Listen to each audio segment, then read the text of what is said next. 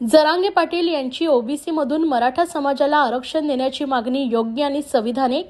माजी खासदार हरिभाऊ राठोड। मराठा नेते मनोज जरांगे पाटील हे वारंवार पोटतिडकीने सरकारकडे मागणी करतायत।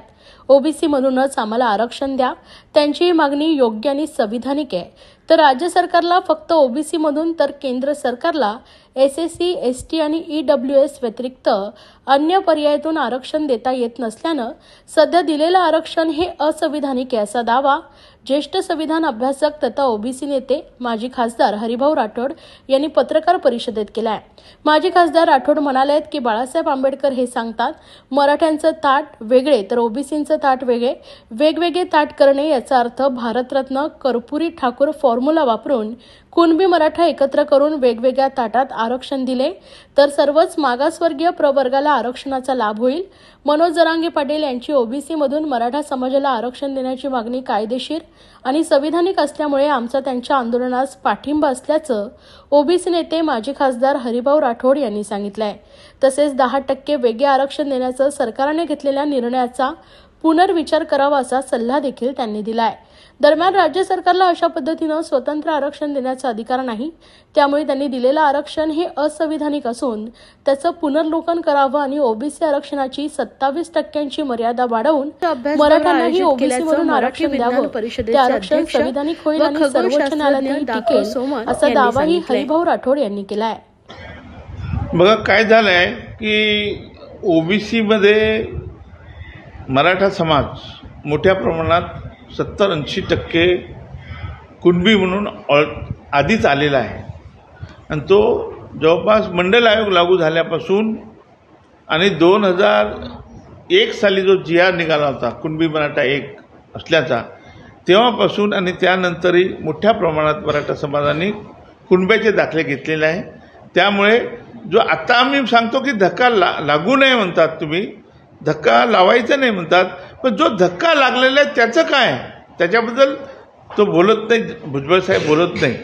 परंतु माझा आजचा विषय असा आहे की जरांगे पाटील जे सांगतात की आम्हाला ओबीसी मधून आरक्षण द्या, त्यांची ती मागणी रास्त आहे आणि ती मागणी संविधानिक आहे आणि राज्य सरकारने जो निर्णय घेतला तो असंविधानिक निर्णय घेतला।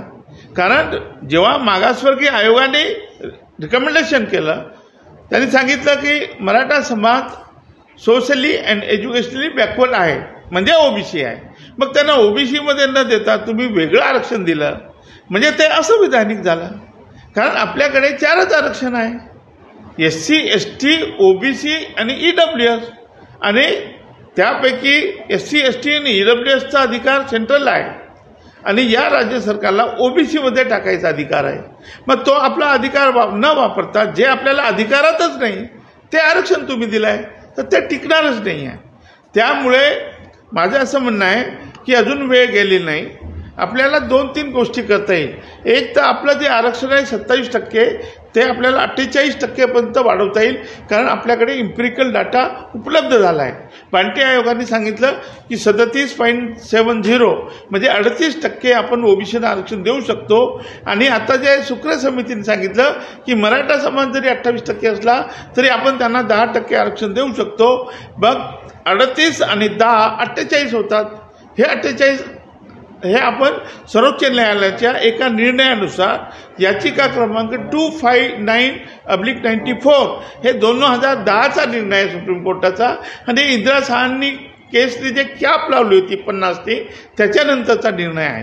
आणि या निर्णयामध्ये असं म्हटलं आहे की तुमच्याकडे जर इम्पिरिकल डाटा असेल तर तुम्ही 50%च्या वर देऊ शकता। मग कुठे बिघडलंय? आपण 50%च्या वर देऊ शकतो। आपण सब कॅटेगरीशन केलं तर धक्का लागत नाही। कुणबी मराठा लेवा पाटील पाटीदार यांना तुम्ही 10% दिलाय, मी तर म्हणतो आपण 10च्या ऐवजी त्यांना 13% आरक्षण देऊ शकतो आणि सोबतच आम्ही 12 बलुतेदारांना 4% आरक्षण देऊ शकतो। आमच्या भटक्या, विमुक्त, धनगर, बंजारांना सुद्धा अर्धा 1% आम्ही वाढवून देऊ शकतो। त्यामुळे हे भुजबळ साहेबांमुळे मोठं नुकसान झालंय, या आंदोलनाचं नुकसान झालंय। मराठ्याचं तर झालं, पण मराठ्यापेक्षा ओबीसीचं प्रचंड नुकसान झालेलं आहे। जे ओबीसीला मिळालं असतं, 12 बलुतेदारांना मिळालं असतं, त्यांच्यामुळे ही रोख लागलेली आहे। म्हणून यामध्ये भुजबळ साहेबांनी आमचं प्रचंड नुकसान केलेलं आहे आणि राजकीय निर्णय हो राजकीय निर्णय अशा पद्धतीने घेतला की तुम्ही ओबीसीला घाबरून काहीतरी तुम्ही निर्णय घेतला आहे आणि म्हणून वेगळं आरक्षण दिलं आहे तुम्ही. त्यामुळे राजकीय निर्णय घेऊ नका, तुम्ही संविधानिक निर्णय घ्या अशी माझी मागणी आहे.